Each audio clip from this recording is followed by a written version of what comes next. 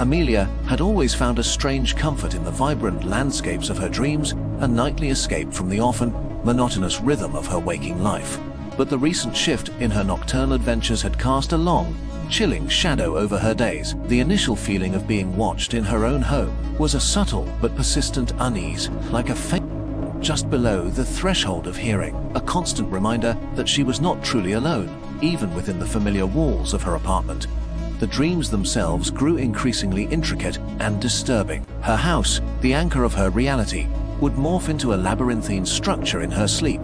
Hallways would stretch into dizzying, impossible lengths, adorned with doors that opened into voids or revealed fleeting, terrifying glimpses of other, unknown places. The furniture would rearrange itself with an unsettling sentience, chairs turning to face empty corners, tables laden with phantom objects that vanished upon closer inspection. And then there were the colors, the familiar hues of her apartment, replaced by a palette of sickly greens, bruised purples, and oppressive blacks, casting everything in a perpetually ominous light.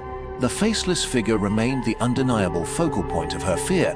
Its towering silhouette, devoid of any distinguishing features, was a blank slate onto which her deepest anxieties and primordial terrors could be projected.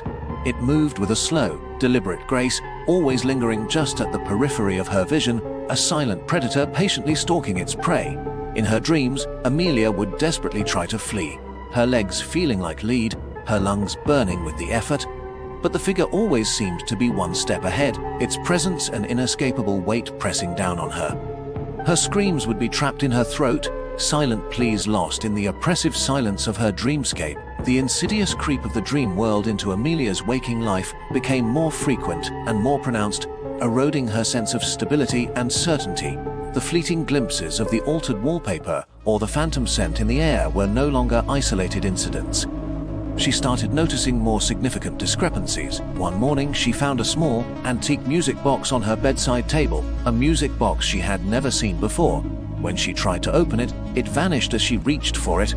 Another time, she caught her reflection in the hallway mirror, and for a fleeting second, the reflection stared back with empty, black eyes.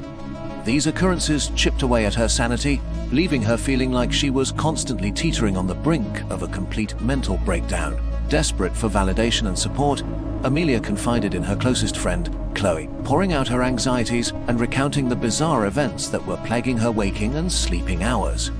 But Chloe's reaction, though well-intentioned, only served to deepen Amelia's isolation.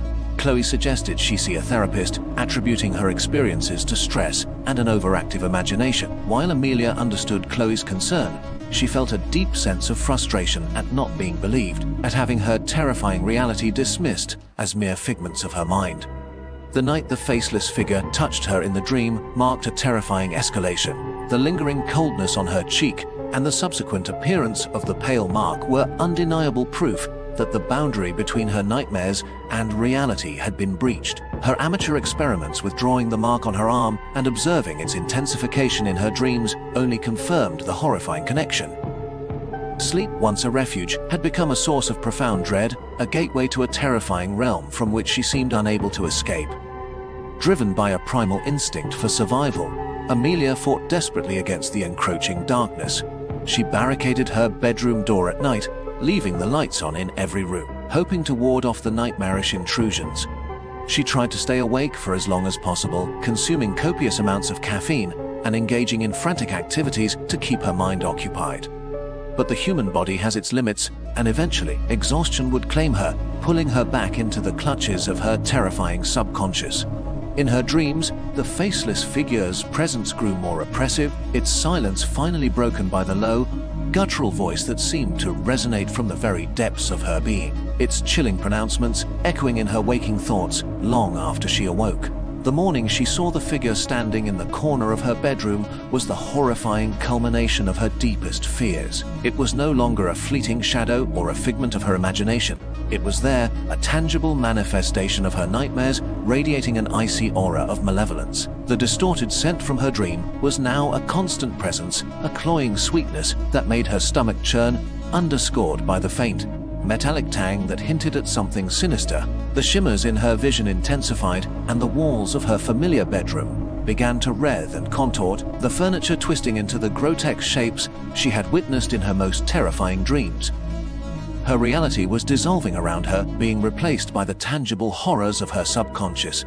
As the faceless figure slowly raised a long, skeletal hand and beckoned her forward, Amelia felt a chilling sense of inevitability wash over her.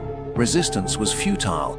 She was trapped in a nightmare that had seamlessly bled into her waking life, and there was no escape. With trembling, hesitant steps, she began to move towards the figure, her limbs heavy and unresponsive, as if still bound by the oppressive physics of her dreamscape. The last vestiges of her familiar world flickered and died, consumed by the encroaching darkness. The faceless figure reached out, its touch sending a wave of icy coldness through her body, and as its grasp tightened, Amelia felt herself dissolving, her consciousness merging with the oppressive darkness, becoming a permanent, silent resident of the nightmare that had finally claimed her soul. The boundaries between dreams and reality had shattered completely, leaving only the terrifying, unending night. As the faceless figure's touch enveloped Amelia, a wave of icy coldness washed over her, followed by a sensation of weightlessness, as if her very being was being unmoored from her physical form. The oppressive darkness intensified, not a void, but a swirling vortex of shadowy tendrils that seemed to reach into her very soul, pulling her apart and reassembling her in some unimaginable, terrifying form. The metallic scent in the air grew stronger, almost suffocating, and she could taste something akin to iron on her tongue. Her thoughts, once frantic and filled with terror, began to slow, becoming sluggish and indistinct. The sharp edges of her fear started to blur, replaced by a strange sense of surrender, a feeling of inevitability that washed over her like a calming wave. Perhaps this was the only escape, the final merging with the entity that had haunted her dreams for so long. Was it truly an end, or merely a transition into another, equally terrifying state of being? The line between victim and something else began to dissolve within her. The transformation of her bedroom reached its horrifying zenith. The walls writhed and pulsed, their familiar surfaces replaced by the organic, pulsating textures of her nightmares. The furniture contorted into grotesque, skeletal shapes, casting long, distorted shadows that danced with a life of their own. The air crackled with an unseen energy, and the low, discordant hum from her dreams intensified, filling the space with an oppressive, unsettling vibration. The boundary between the waking world and the realm of her deepest fears had completely and irrevocably shattered. In the corner of the transformed room, where her bed once stood, the faceless figure now stood, its silhouette no longer quite so featureless. As Amelia's consciousness faded and merged with the encroaching darkness, she could almost discern a faint outline of a smile, a chillingly serene expression that hinted at a perverse sense of satisfaction. And as the last vestiges of her former self dissolved, the figure raised its hand once more, not in a beckoning gesture this time, but in a silent offering to the newly formed shadow that now stood beside it, forever bound to the nightmarish reality it had come to inhabit. The cycle was complete,